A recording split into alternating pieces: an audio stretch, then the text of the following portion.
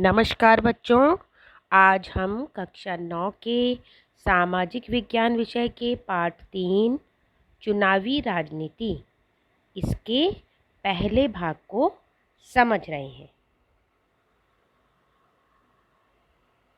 इस पाठ में हम किसी लोकतंत्र में प्रतिनिधियों का चुनाव कैसे होता है यह जानेंगे।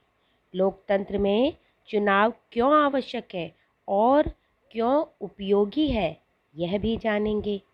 विभिन्न दलों की चुनावी प्रतिद्वंदिता मतलब सारे जो दल होते हैं आपस में चुनाव के समय जो कंपटीशन होता है उनमें कि मैं भी जीतूं, तो उसे कहते हैं प्रतिद्वंदिता। तो उस प्रतिद्वंदिता को किस प्रकार लोगों को वह लाभ पहुंचाती है यह जानेंगे। किन किन चीज़ों के कारण कोई चुनाव लोकतांत्रिक होता है यह जानेंगे। लोकतांत्रिक और लोकतंत्र और गैर लोकतांत्रिक चुनाव में अंतर को हम समझेंगे। चुनाव के विभिन्न चरणों को भी इस पाठ में हम जानेंगे। भारत में चुनाव निष्पक्ष और स्वतंत्र ढंग से होते हैं या नहीं यह भी जानेंगे। चुनाव आयोग के स्वतंत्र और निष्पक्ष चुनाव कराने की भूमिका पर चर्चा करेंगे। अब हम इस पाठ को समझने से पहले एक चुनाव किस प्रकार आयोजित होता है उसको यदि हम समझ लेंगे तो यह पूरा पाठ हम समझ सकेंगे। तो हम सबसे पहले हरियाणा के विधानसभा चुनाव जो कि 1987 में हुए थे उसके बारे में समझ लेते हैं। उसको हम विस्तार से जानेंगे आज। और जब हम इस चुनाव के बारे में समझ लेंगे तो आगे अगले भागों में हम इस पाठ को भी समझ सकेंगे। हरियाणा के विधानसभा चुनाव की एक खबर है जो कि समाचार पत्र में छपी थी। 1987 में हरियाणा राज्य विधानसभा चुनाव से जुड़ी अखबार की एक खबर।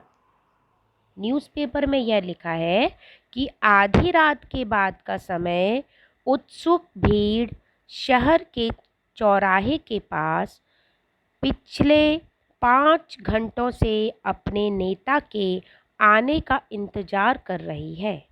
आयोजक भीड़ को बार बार भरोसा दिला रहे हैं कि नेता बस आने ही वाले हैं, नेता बस आने ही वाले हैं। जब भी कोई गाड़ी पास से गुजरती तो लोग अपने नेता को देखने की उम्मीद में खड़े होते। उन्हें लगता कि हमारे नेता आ गए हैं। यह नेता है श्री देवीलाल, हरियाणा संघर्ष समिति के प्रमुख, जो गुरुवार को उस रात करनाल में भाषण देने आने वाले हैं।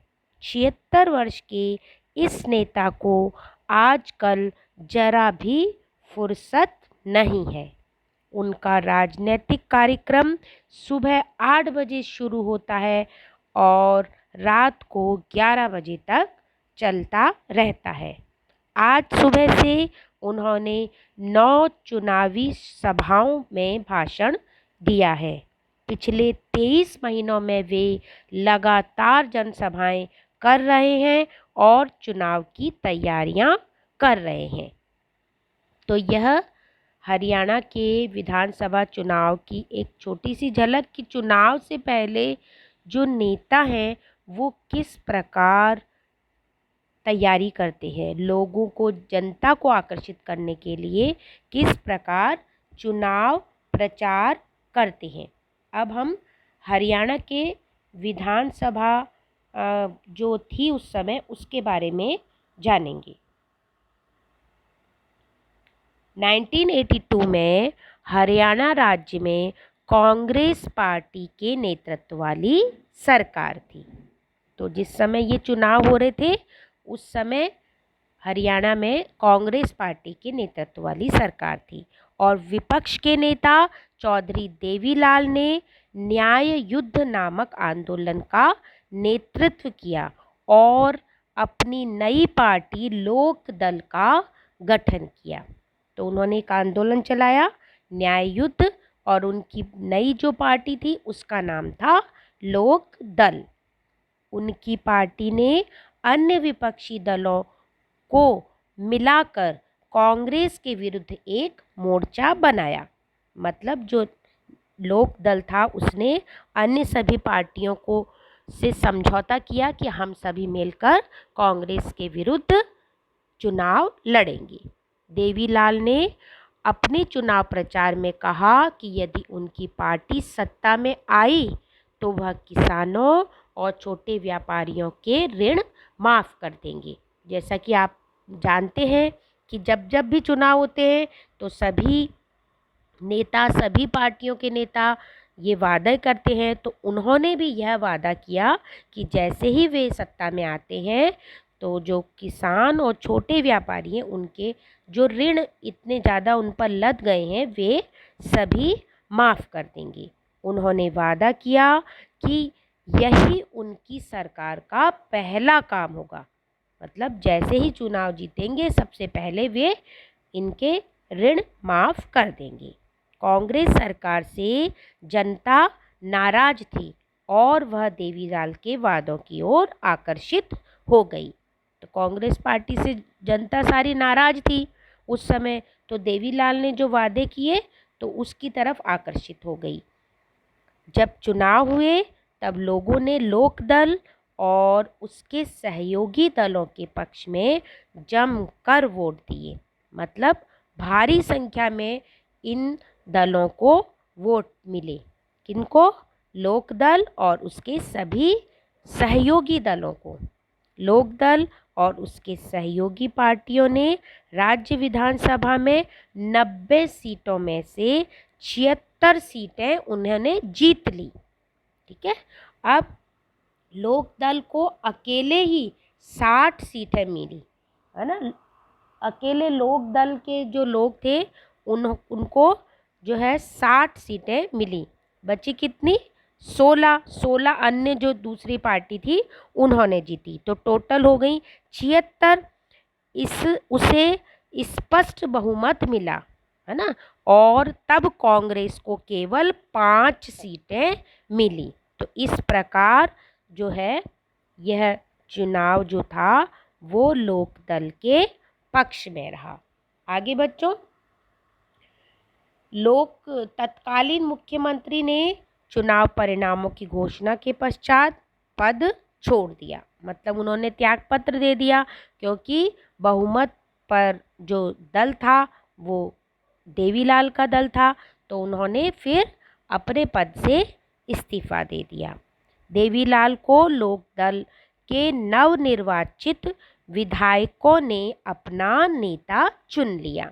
मतलब कि नवनिर्वाचित जितने भी विधायक थे उन्होंने कहा कि ये जो सरकार बनाएंगे तो उसके नेता आप होंगे, मुख्यमंत्री आप होंगे। सभी मिलकर उन्होंने नेता देवीलाल को चुना और राज्यपाल ने देवीलाल को नए मुख्यमंत्री के रूप में सरकार बनाने के लिए आमंत्रित किया।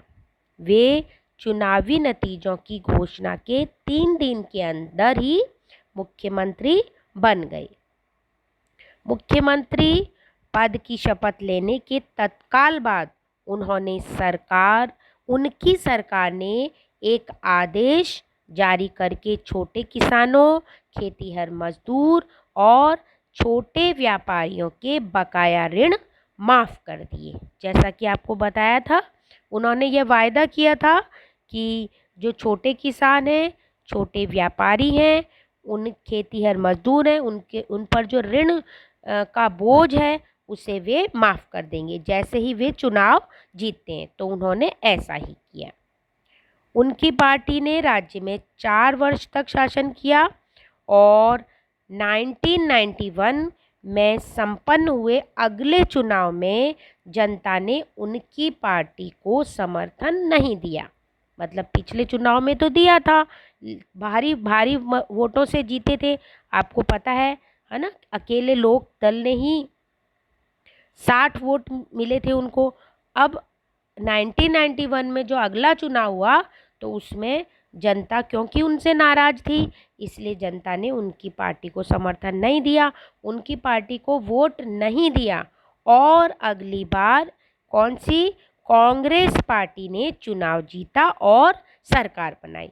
तो पहले कांग्रेस पार्टी की सरकार थी, फिर क्योंकि वो जनता नाराज थी उनसे, तो फिर देवीलाल की जो लोक दल थी उसने चुनाव जीता और उसकी पार्टी की सरकार बनी। उसके बाद में उस पार्टी की सरकार से भी जनता नाराज थी, है ना, तो फिर उन्होंने उसको वोट नहीं दिया और अगली बार फिर से कांग्रेस पार्टी की सरकार बनी। तो यह पूरी जो रूपरेखा बच्चों, जो चुनाव के समय जो विभिन्न चरण, इस जो मैंने आपको आज भाग पढ़ाया, इससे इसमें ये पूरा पाठ समाहित है।